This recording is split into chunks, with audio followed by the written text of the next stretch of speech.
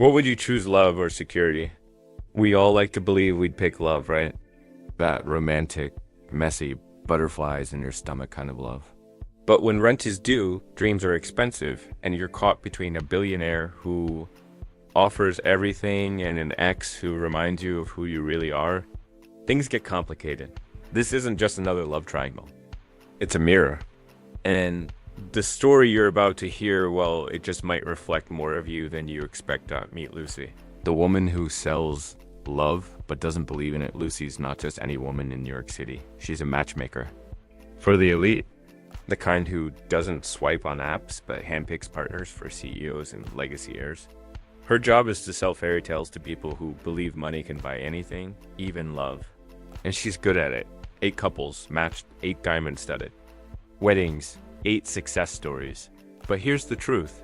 Lucy doesn't believe in what she sells. Not anymore. Behind the designer heels and penthouse poise is a woman exhausted by the hustle. She's tired of pretending that being in love can pay the electric bill. She's been broke, been burned, and now she just wants out. Out of the struggle, out of the emotional weight of giving herself to someone without a net dot. So when she says she wants to marry for money, she means it, not as a joke, not as a defense mechanism, but as a plan. Then Harry walks in, enter Pedro Pascal, a billionaire who wants her. Harry isn't just rich, he's quite rich. The kind who inherited money so old it doesn't even have to show off. He's the brother of a groom at one of Lucy's high society weddings. And when she first sees him, it's not as a swooning woman, it's as a strategist. Tall, charming, 6'3", educated, kind, billionaire. She calls him a unicorn, the kind of man women pay her tens of thousands to find. But then something unthinkable happens. Harry doesn't want to be matched with anyone. He wants Lucy. At first, she brushes him off. She's blunt. I only marry for money, she tells him. No shame, no guilt, no apology. But Harry, he's not turned off. He's intrigued. He's not offended by her honesty. He respects it. It should be a match made in strategy heaven. Yet, just when Lucy thinks she's finally in control, someone from her past walks in and everything begins to unravel. Chris Evans, the one who got away. Serving champagne, his name is John. He's not a billionaire. He's not even a guest. He's working the wedding as a cater waiter. Yeah. While billionaires toast to love, he's carrying champagne trays. When their eyes meet, it's not just awkward, it's history. Every laugh they ever shared, every tear, every breakup night that ended in tears and tacos, all of it floods back in. You can see the connection, and it hurts. John isn't like Harry. He doesn't glow with wealth. He glows with memories.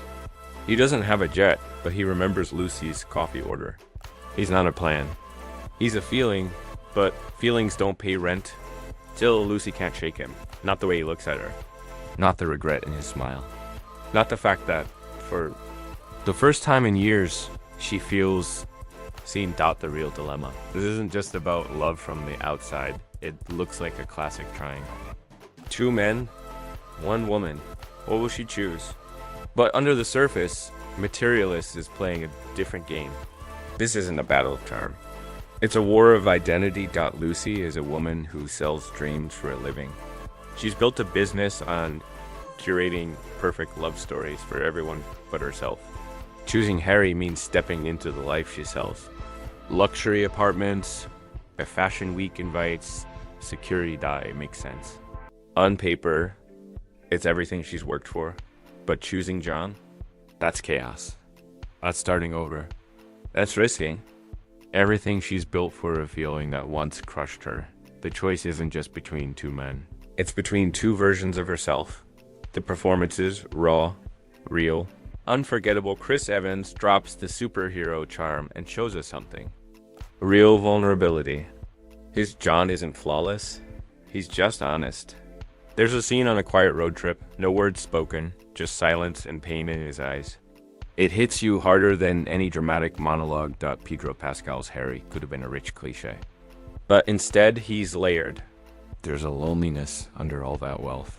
A need to be loved for who he is, not what he owns. He's magnetic, sure, but he's also deeply human. And Dakota Johnson, this is her best performance yet. She is Lucy. Smart, guarded, graceful, but always carrying something just beneath the surface. Her smile is polished, but her eyes betray the weight of her choices. The aesthetic elegance meets emotion visually. Materialist is stunning. Every shot feels intentional, soft lighting, muted luxury, shadows that stretch like emotions across penthouse windows. That director Celine Song, yes.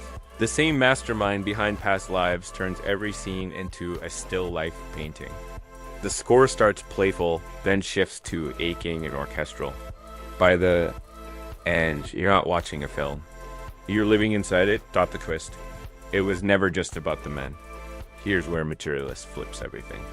Just when you think it's about love versus money, the movie says, nope. Because Lucy's greatest choice isn't between Harry and John, it's whether she's finally ready to choose herself. There's this small, almost forgettable moment. Lucy is helping a high-profile client and suddenly it hits her. She's been helping others chase love to avoid facing her own fears. She's been packaging fairy tales while running from her own truth, and now, for the first time, she's standing in the same storm she's guided others through. The final decision, subtle, real, brave. The ending isn't some big romantic speech. There's no airport chase, no rooftop kiss. It's quiet, deliberate. And when Lucy finally chooses, she doesn't just pick a partner, she picks a path. It's not wrapped in fairy dust. It's raw, honest, maybe even painful. But it's hers, and that's what makes Materialist so unforgettable. It's not about happily ever afters. It's about honest ones. Why this film hits different, because it doesn't let you off the hook. It doesn't just entertain, it interrogates. It makes you ask, are you living the life you want? Or the one you were taught to want? Are your choices for you or for survival? It's a love story, yes, but also a story of burnout, of ambition, of navigating a world where everything has a price tag, including the heart. And when it ends, you don't walk away saying, aw. You walk away wondering, what would I have chosen? CTA. If this story made you feel something, made you think a little deeper about your own choices, don't let it stop here.